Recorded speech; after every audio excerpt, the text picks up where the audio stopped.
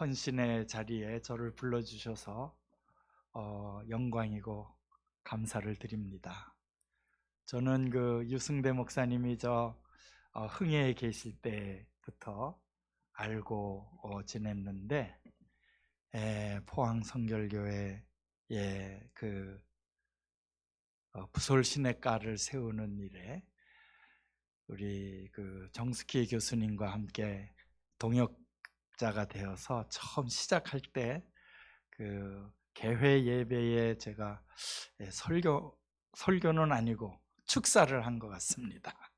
그래가지고 왜 교회가 이런 일을 해야 되는지에 대해서 말씀드린 적이 있는데, 아직도 제가 무슨 위원으로 있어서 한 번씩 회의하라고 그러면은 또 모여서 만나 뵙고 그러고 있습니다. 저는 한동대학에서 19년 사회복지 교수로 일을 하였습니다.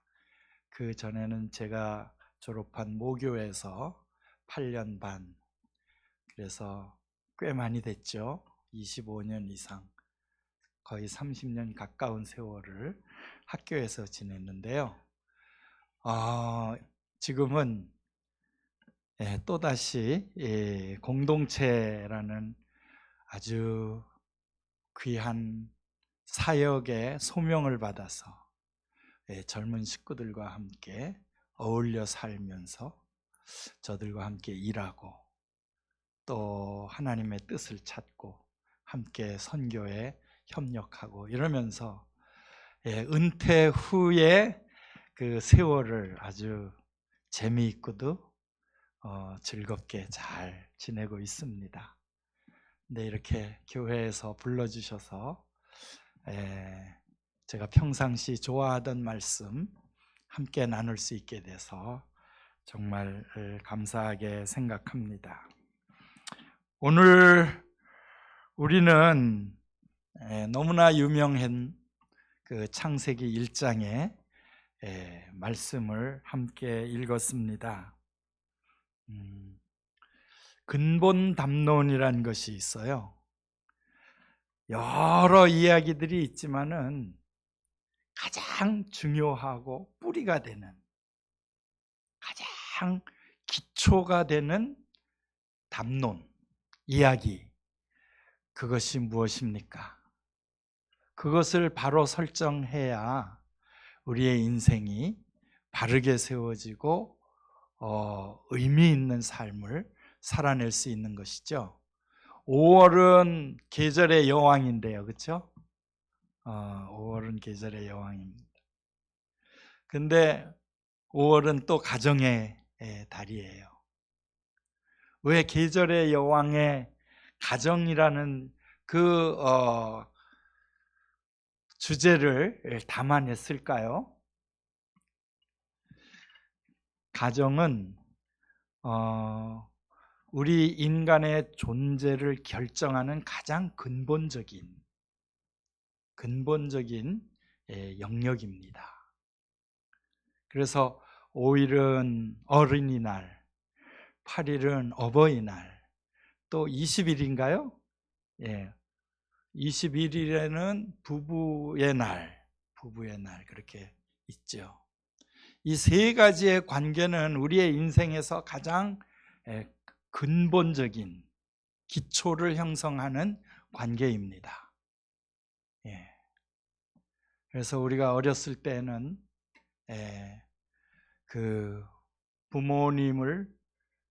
부모님으로부터의 사랑을 받는 것, 그것이 가장 근본적인 생애의 과제입니다.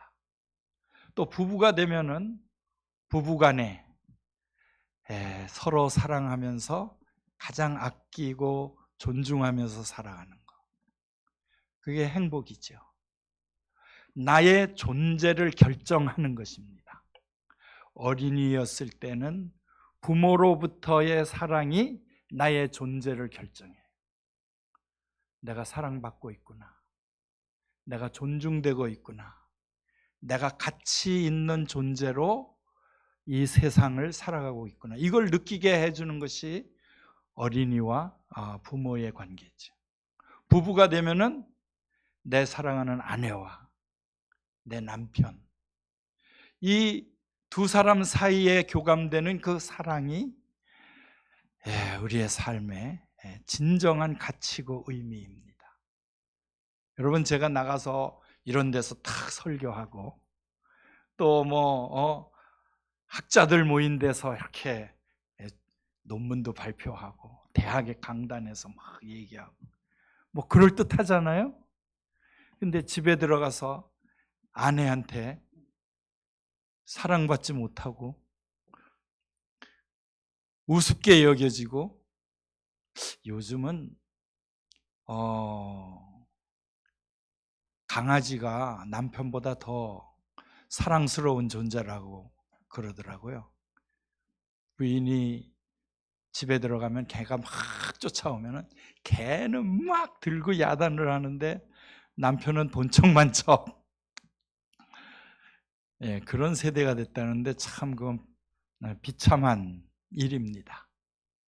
정말 한 여자와 한 남자가 서로 깊이 사랑할 수 있다면 세상에 아무리 어렵고 힘들고 구박을 받으면서 살아간다 해도 살아야 할 의미가 있고 거기에 나의 존재의 가치가 결정되는 것이죠. 부모가 되면 어떻습니까? 어버이날, 인생을 살아가면서 자녀들을 키웠는데 그 자녀들에게 존중받지 못하고 그 존경의 대상이 되지 못한다는 것은 참 안타까운 일이죠. 내 삶의 마지막에 사랑하는 자녀들이 내 곁에 울타리로 서 있을 수만 있다면 그들을 위해서 희생한 생애가 보람있고 진정한 가치가 있는 것이지요. 그래서 모든 관계 중에 가장 중요한 관계가 이 가족과의 관계입니다. 근데 그 가족들의 중심에는 누가 있냐면 내가 있습니다. 나는 누구인가? 그게 더 근본적인 질문이죠. 나와 나의 관계. 내가 나를 사랑하고 내가 나를 존중하고 내가 어떤 존재인지 알고 있고 그런 존재로서 살아가기 위하여 내 생애를 걸어간다면 그 사람은 의미 있는 삶을 사는 사람이라고 말할 수 있겠습니다. 나는 누구인가? 그럴 때 우리는 어떤 대답을 해야 되나요? 나는 유장춘입니다. 유장춘이 난가요? 그건 내 이름이지. 그렇죠? 나는 교수입니다. 교수가 난가요? 그거는 내 그 직업이지. 그게 내 존재가 아니다 이 말이죠. 나는 누구인가? 여러 가지 타이틀이 있고 재산도 있고 뭐도 있고 다 있지만은 그러나 그게 나는 아니죠. 그럼 나는 누구인가? 그럴 때 나는 사람이다. 나는 인간이다. 그렇게 대답하게 될 겁니다. 그럼 인간은 또 뭐냐? 그 질문을 해야 됩니다. 내가 인간인데 인간이 뭔지 모르면은 내가 어떻게 사는지 모르는 거예요. 내가 무엇을 위해 살아야 되는지도 모르는 거예요. 인간은 또 무엇입니까? 그게 바로 근본 담론이에요. 우리가 성경을 읽는 이유는 바로 그런 절대적으로 중요한 질문에 명확한 대답을 주고 계시기 때문에 우리는 성경을 읽습니다. 오늘 읽은 이 말씀에 뭐라고 그랬습니까? 하나님이 이르시되 우리의 형상을 따라 우리의 모양대로 우리가 사람을 만들고 그들로 바다의 물고기와 하늘의 새와 가축과 온 땅과 땅에 기는 모든 것을 다스리게 하자. 그렇게 말씀하셨어요. 그 다음 27절에 하나님이 자기 형상 곧 하나님의 형상대로 사람을 창조하셨다. 남자와 여자로 창조하셨다. 우리 인간은 하나님의 형상을 닮은 존재다. 하나님의 형상을 닮은 존재다. 이래봬도 나는 하나님을 닮았다. 저만 그렇습니까? 이 말씀을 믿는 사람들은 그렇게 말해야 됩니다. 이래봬도 나는 하나님을 닮았다. 아멘? 예. 나는 하나님을 닮은 존재다. 이게 굉장히 중요합니다. 여기에 하나님의 형상이라고 그랬는데 영어로는 이미지라고 그랬죠. 이미지. 하나님의 형상이라는 것은 우리의 모습이 하나님을 닮았다는 거예요. 그런데 모양이라는 말도 나옵니다. 여기에 모양, likeness라는 말인데 이거는 이 내면의 세계가 또 닮았다는 거예요. 겉모양이 닮았다는 것은 이미지고요, likeness라는 것은 우리의 속 모양이 닮았다는 겁니다. 우리의 겉과 우리의 속이 다 하나님을 닮은 존재예요. 요즘은 너무 비교를 하다 보니까 이상하게 비교를 하면 언제나 더 잘생겼다고 그래야 되나요? 더 멋진 그런 사람들이 나타납니다. 요즘은 모든 사람들이 그 열등감이 있대요. 이 지방 대학을 다니는 사람들은 서울에서 대학 다니는 사람 부럽고, 서울에서 대학 다니는 사람들은 인류대학 다니는 사람이 부럽고, 인류대학 다니는 사람들은 그 대학에서 제일 인류학과가 굉장히 부럽대요. 그런데 그 인류학과에 다니는 사람들은 대한민국에서 좋은 대학 다니면 뭐해? 그래가지고 저 외국의 하버드나 옥스퍼드나 이런 데랑 또 비교하면서 늘 열등감을 느낀대요. 그런데 하나님께서는 절대로 그렇게 비교해 놓지 않으셨습니다. 모든 사람이 하나님의 형상, 하나님의 모양을 따라서 만드셨다고 그랬어요. 우리 한번 따라해 볼까요? 이래봬도 나는 하나님을 닮은 존재다. 예, 하나님을 닮았다. 우리 기독교가 인간을 가장 위대한 존재로 보고 있는 것입니다. 저기 동물이 진화하다가 어떻게 우연히 이렇게 툭 튀어나가가지고 생겨난 존재가 사람이 아니라는 거예요. 하나님의 뜻, 하나님의 계획, 하나님의 성품, 하나님의 그 목적, 의지, 이런 것을 완전하게 만들어서 인간을 창조하셨다. 그래서 나를 보면은 하나님을 볼 수 있다라고 말할 수 있다는 것입니다. 정말 그런가요? 안 믿어집니까? 안 믿어지는 분들은 성경을 못 믿는 분들이에요. 이 세상에 창조되어서 이 세상에 나타난 어떤 사람도 다 그 안에 하나님의 형상이 있고 그 삶의 하나님의 형상을 보여줄 수 있는 그런 존재로 태어났다. 그러면 여기서 이제 또 하나의 질문이 나와야 돼요. 그는 하나님의 형상은 무엇인가?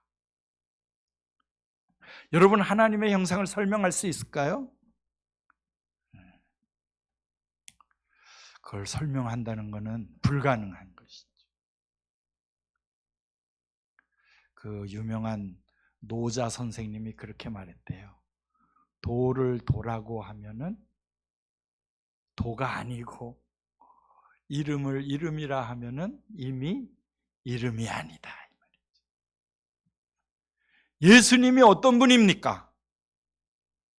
설명하는 순간 예수님이 아니야.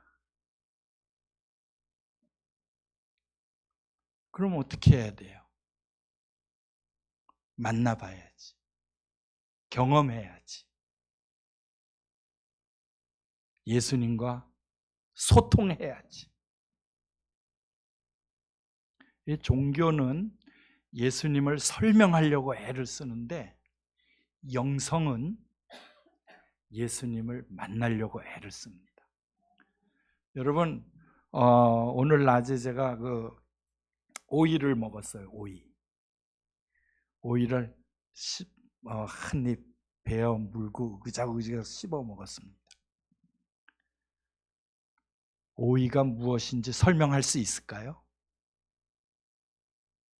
어떤 설명을 해도 부족하죠, 그렇죠? 하물며 하나님을 어떻게 우리가 설명할 수 있겠어요? 만나본 사람들은 알아요. 근데 만나보기 전까지는 설명을 들어야 돼. 이 설명을 들은 것은 좀 불완전합니다. 여러분, 붕어가 이 어항 속에서 막 헤엄쳐 다니는데 어항 앞에서 사람이 이렇게 쳐다보고 있는데 붕어가 사람을 알 수 있을까요?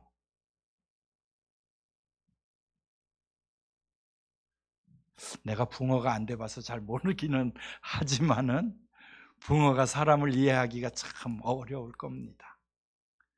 이 사람도 마찬가지예요. 우리가 늘 하나님 앞에 있고 하나님 안에 있고 하나님이 만드신 세상 속에 살고 있지만은 하나님을 설명하는 건 너무나 어려운 거예요.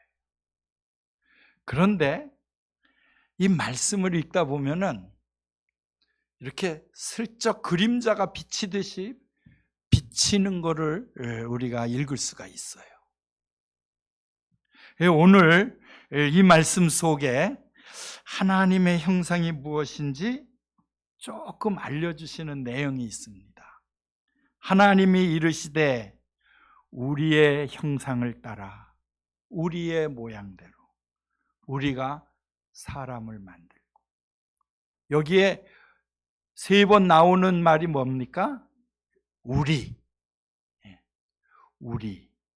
이건 단수입니까? 복수입니까? 복수예요, 복수. 기독교는 유일신 종교입니까?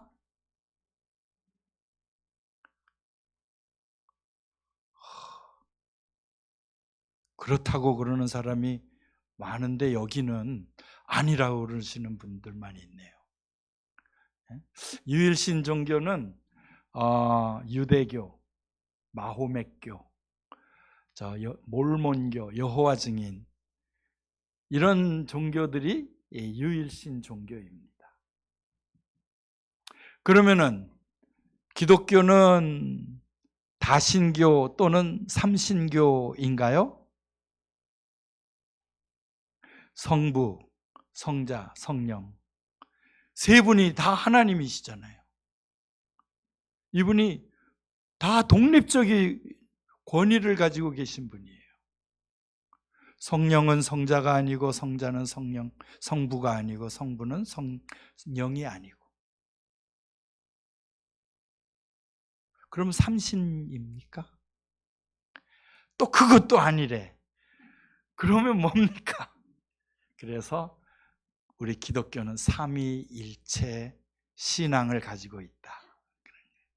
하나님을 설명하는 가장 첫 번째 설명이 삼위일체입니다. 이 삼위일체를 믿지 않으면 기독교에서는 영락없이 이단으로 간주합니다. 역사대대로 삼위일체 신을 믿는 것이 우리 기독교예요. 성부와 성자와 성령은 한 하나님이시다.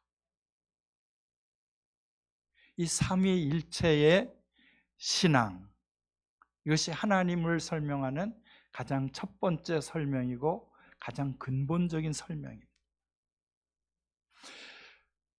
그럼 바로 우리가 하나님을 닮았다는 것은 이 삼위일체의 하나님을 닮았다는 거예요. 우리 한번 따라해 보겠습니다. 복수이신 하나님은 단수이시다. 이게 무슨 소리죠? 복수이신 하나님은 단수이시다. 근데 이 삼위일체를 하나의 교리의 수준에 놓지 않고 이 삼위일체의 진리를 교리로서만 생각하지 않고 이것을 끌어내려서 우리의 삶에 적용하고 우리의 신앙에 적용을 해야 하는 가장 근본적인 원리가 된다 그랬어요. 그것이 어거스틴이 그런 말씀을, 아우구스티누스, 현대 신학자 중에서는 몰트만을 비롯한 신학자들이 삼위일체를 설명하면서 이것이 우리 인간의 삶의 가장 근본적이고 기본적인 원리고 진리다. 여러분, 우리 기독교의 진리들을 교리로서만 믿으면 아무 소용이 없어요. 예수 그리스도의 성육신, 이것을 우리의 삶에 어떻게 끌어들여서 우리의 교회에 어떻게 녹여서 이 사회 속에서 성육신이 진리가 되고 삶의 원리가 되도록 활용하느냐, 그것이 기독교가 해야 할 가장 중요하고 근본적인 사명입니다. 모든 교리가 다 그런 겁니다. 이신득의를 어떻게 사회화시킬 것인가.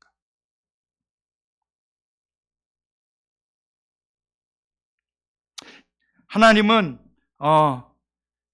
세 분이신데 한 분이시다. 우리 사람이 교리를 만들었다면은 이런 교리는 만들지 않을 거예요. 이게 뭐 세 분이라는 것도 아니고 한 분이라는 것도 아니고 세 분이신데 한 분이시다.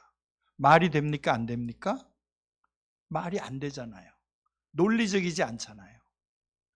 그럼에도 불구하고 성경에 보면은 이 진리가 가장 근본에 깔려 있고 바로 여기에서 하나님의 진리가 세워져 나가고 있는 것이죠.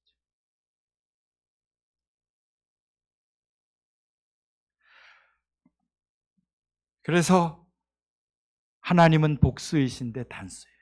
이게 신비입니다. 신비, 하나님의 신비. 그런데 그 신비를 인간에게 담아내셨다 이 말이죠. 우리가 하나님께서 인간을 만드셨을 때 아담을 만드셨다, 거기에서 절대로 끝나지 않으셨어요. 창조의 행위는 계속되고 계셨어요. 그래서 여자를 만드셨어요. 그 다음에 둘이잖아요.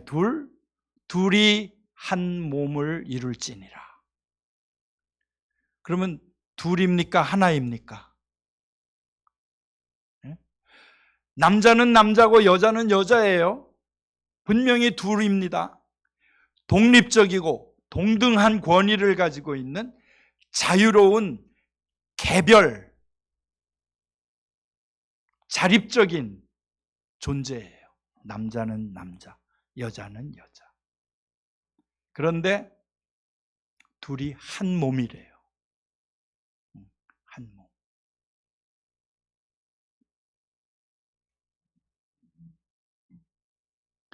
저는 이 한 몸 된 존재, 그것을 온전히 이루었을 때 삼위일체의 하나님이 인간 안에서 실현되고 있다라고 깨우친 것입니다. 어거스틴은 그 사랑이라는, 하나님은 사랑이시라고 그랬잖아요. 하나님은 사랑이시다. 그럼 성부 하나님은 사랑하는 하나님, 성자 예수님은 사랑받는 하나님, 성령님은 사랑이신 하나님. 이 사랑이라는 이 하나님의 본질이 이 삼위로 분명하게 갈라지면서도 언제나 하나로 있을 수밖에 없는 그런 존재임을 설명을 했어요. 여러분, 사랑이란 게 혼자서 결정이 있을 수 있나요? 사랑을 하는 사람이 있어야 되고요. 사랑을 받는 사람이 있어야 되고요. 그리고 그 사랑이라는 것이 또 있는 것이지 않습니까? 그것이 온전히 나타난 게 예수님의 그 세례를 받는 장면이에요. 하늘에서 음성이 나죠. 성부 하나님이 이는 내 사랑하는 아들이라. 사랑을 하시는 아버지, 사랑을 받는 아들, 그리고 그 아들과 아버지 사이에 서로 주고받는 그 사랑, 그것이 성령이죠. 이 세 가지가 언제나 하나로 연결될 수밖에 없는 것, 그것이 삼위일체라고. 그래서 우리 아담과 하와 사이에 둘이 한 몸을 이루는 것이 부부관계입니다. 근데 이것이 성경을 읽다 보면 점점 확장돼 나가요. 노아의 때가 되면은 방주 안에 몇 명이 들어갔죠? 8명이 들어갔어요. 가족입니다. 가족. 노아의 때가 되면 가족이 돼요. 가족이 한 몸이야.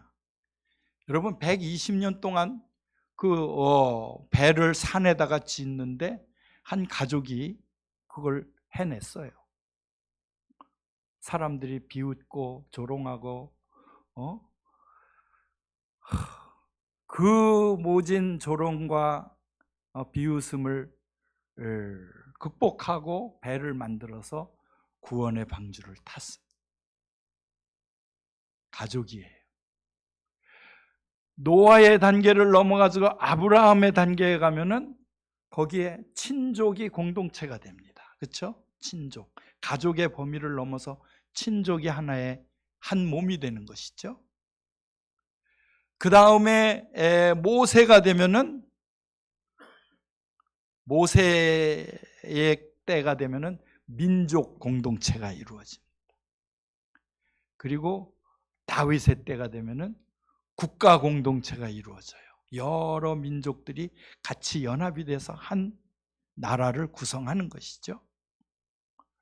그 다음에 다윗의 자손 예수 그리스도께 이르르면 어떻게 됩니까? 이방인과 유대인, 나라, 국가를 초월하는 것이죠. 남자와 여자, 성을 초월하는 것이죠. 주인과 종, 그것을 초월해서 온전히 하나이니라, 그 선언이 갈라디아서 나와 있죠. 그래서 예수 그리스도 안에서 온 세계가 하나가 될 수 있는 길이 열려진 것입니다.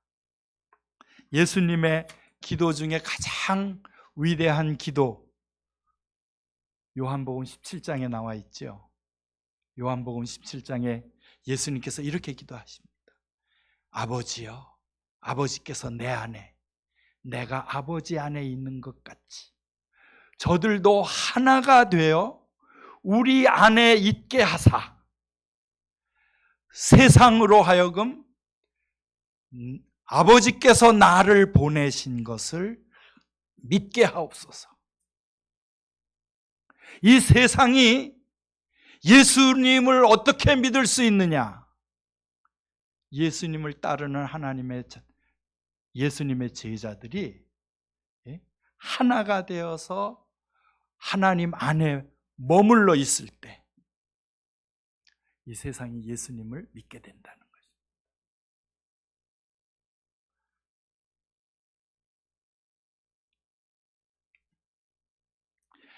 여러분,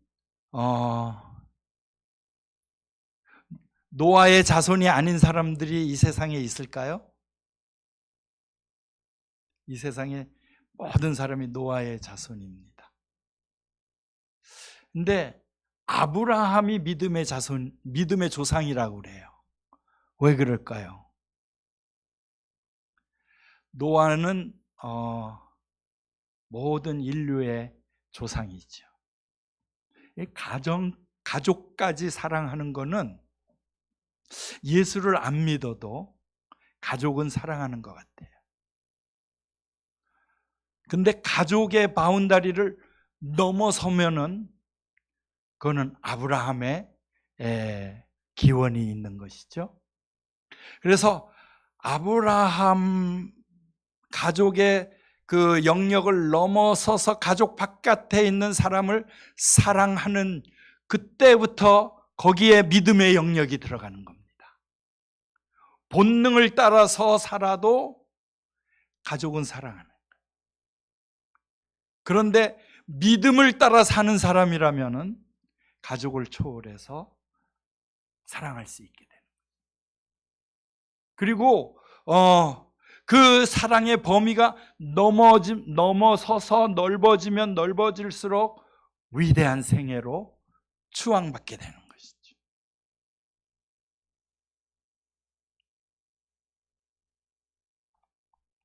가만히 생각해 보면은 성경은 결혼으로부터 시작해서 결혼으로 끝나요. 창세기 초기에 아담과 하와의 결혼이 나오죠. 그렇죠?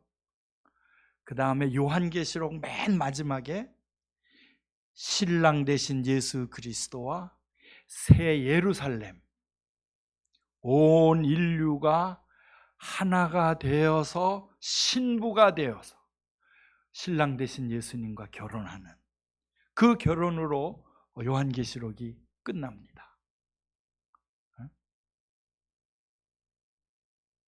신부가 신랑을 향하여 어서 오시옵소서. 아멘. 주 예수여, 어서 오십시오. 그 결혼으로의 초청이 요한계시록의 마지막입니다. 이 그런 거를 생각하면은 이 복수이면서 단수라는 이 삼위일체의 기본 진리가 바로 하나님의 형상인 것입니다. 우리가 가족의 범위를 넘어서서 누군가를 내 몸처럼 사랑할 수 있게 된다면 거기에 하나님의 형상이 나타나고 예수 그리스도의 진정한 모습이 드러나는 것이다. 예수님은 하나님의 형상입니다. 성경에 여러 군데에서 그런 말씀을 하셨어요. 골로새서 1장 15절, 그는 보이지 아니하는 하나님의 형상이요 모든 피조물보다 먼저 나신 자다. 히브리서 1장 3절에 이는 하나님의 영광의 광채시요 그 본체의 형상이라고 그렇게 말씀하셨어요. 고린도후서 4장 4절에 그리스도는 하나님의 형상이니라 그렇게 말씀하셨어요. 그리스도가 하나님의 형상이래요. 그런데 또 성경은 말씀하시기를 교회는 그리스도의 몸이라고 그랬어요. 교회는 바로 그리스도를 나타내고 표현하는 몸체인 것입니다. 그리스도는 삼위일체 하나님의 형상인데 그 형상을 오늘날 이 시대와 이 나라와 이 민족 가운데서 나타내고 경험하게 하고 보여주고 그를 표현해내는 통로가 무엇이냐? 그것은 우리 교회라는 것이죠. 고린도전서 12장 27절에 너희는 그리스도의 몸이요 각 사람은 그의 지체라. 그리스도께서 한 몸이신 것처럼 우리 모든 사람은 연합해서 한 몸 되신 예수 그리스도와 결연된 것입니다. 그래서 교회가 하나가 돼요. 열심히 하나님의 뜻을 따라 살아갈 때에 그때 거기에 예수 그리스도의 형상이 나타나고 거기에서 삼위일체가 실현된다는 것이죠. 삼위라는 것은 복수인데요. 복수가 되기 위해서는 각자 한 사람 한 사람이 독립적이어야 합니다. 개별적이어야 합니다. 그것을 우리는 자유라고 그래요. 자유가 없는 사랑은 노예와 같은 겁니다. 근데 사랑이 없는 자유는 폭군과 같은 거예요. 히틀러는 자유는 있었지만은 사랑이 없었어요. 저 북쪽에 있는 어떤 사람도 그런 것이죠. 한 사람이 있고 나라 전체가 그 한 사람을 위해서 있어요. 그거는 자유가 없는 사랑입니다. 그런데 오늘날의 서구 사회, 우리 이 남한 우리 대한민국도 그 서구 사회를 따라가고 있는 성향이 있는데 자유는 있는데 사랑이 부족해. 개인주의, 너는 너, 나는 나야. 그래서 분리가 돼서 아라리 해체 사회가 됩니다. 그거를 아노미라고 그러죠. 아노미. 그래서 사랑으로 연합될 수 있어야 함과 동시에 한 사람 한 사람이 자유로운 존재로 자기가 결정하고 그 자유를 누릴 수 있어야 됩니다. 제가 결혼해가지고 한 10년은 저만 있었어요. 내가 그때 한참 공부를 해야 되고 학위를 받아야 되고 그럴 때니까 우리 집사람이 자기를 온전히 죽이고 나만 세워주는 거야. 그러니까 남자는 뭐 학위도 받고 교수도 되고 막 잘 되는데 내 아내는 저쪽에 앉아 있지만은 아무것도 아닌 거가 되는 거예요. 그래서 어느 날 독립선언을 하는 거예요. 나는 나요.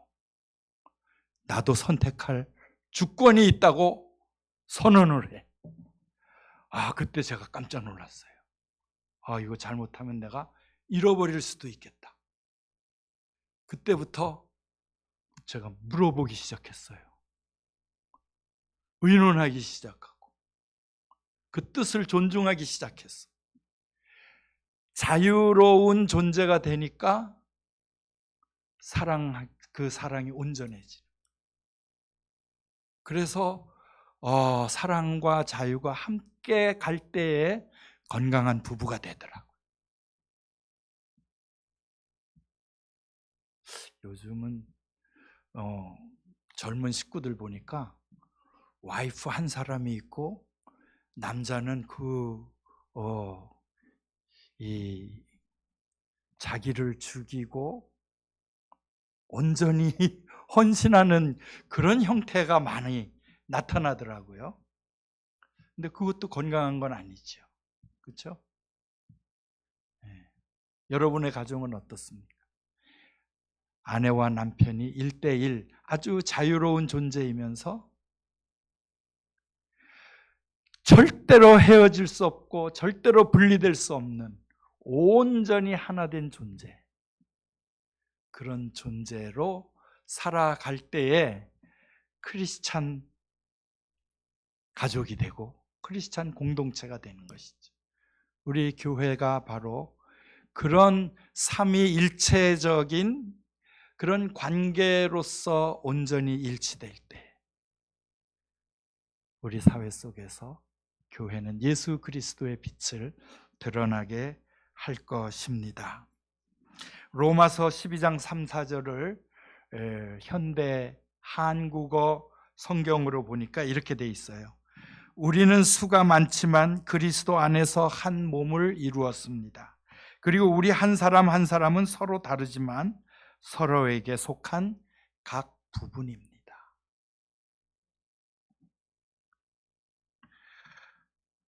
헌신이란 하나가 되기 위해 자기를 사랑 안으로 밀어 넣어서 하나 되고 일치하는 것이죠. 오늘 우리가 헌신의 예배를 드린다.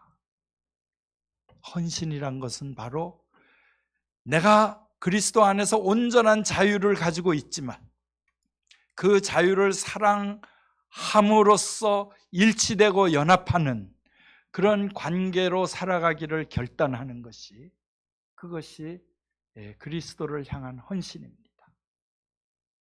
우리 교회 이름이 주님과 동행하는 교회라고 그랬어요. 주님과 동행한다는 것은 바로 이 삼위일체적 하나님의 관계의 방식이 온전히 실현되는 그 길을 걸어가는 것이 주님과 동행하는 길입니다. 내가 내 길을 가면서 주님 나와 동행해 주세요. 그러면 주님께서 동행해 주실까요? 주님과 동행하려면 주님이 가시는 길을 내가 가야 돼. 주님이 가시는 그 길이 어떤 길입니까? 자유의 길이고 사랑의 길이죠. 그 사랑과 자유가 온전히 일치되어서 만왕의 왕이신 자유로운 예수님께서 고난의 종으로서 세상의 모든 짐을 짊어지고 사랑의 길을 가셨어요. 그게 십자가의 길입니다. 그 길은 쉬운 길이 아니에요. 그 고통의 길을 가겠다고 결심하는 것이 헌신이고요. 그것을 하나님 앞에 고백하는 것이 헌신의 예배입니다. 오늘 제가 어눌한 이 말씀씨로 여러분들에게 이걸 설명하려고 애를 썼는데 여러분들이 그것을 어떻게 이해하셨는지는 모르겠어요. 그런데 들을 귀 있는 자는 들을지어다. 하나님께서 여러분의 마음에 들려주시는 그 진리의 깨우침이 있으시다면 그 길을 살아내고 하나님의 형상 온전히 이루는 복된 우리 한 주님과 동행하는 교회가 되기를 예수님의 이름으로 축원합니다. 네, 기도하겠습니다.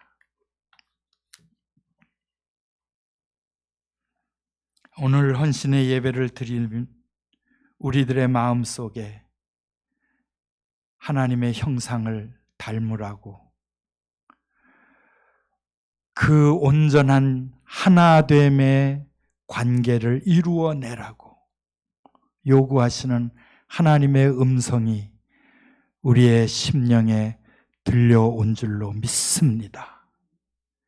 하나님을 믿는다는 것, 삼위일체 하나님을 우리의 마음속에 모셔드린다는 것, 그것은 우리가 하나 되기로 결심하고 서로가 서로에게 온전히 사랑으로 하나 됨을 이루는 성령의 띠에 온전히 묶여지는 그런 교회로서 나아가기를 결단하는 것입니다. 하나님, 우리가 그 길을 가게 하시며 그런 존재가 되게 하여 주시옵소서. 이것이 우리의 삶의 근본이요, 가장 중요한 과제임을 늘 기억하며 살아가는 우리가 되어질 수 있도록 도와주시옵소서. 예수님의 이름으로 기도하옵나이다. 아멘.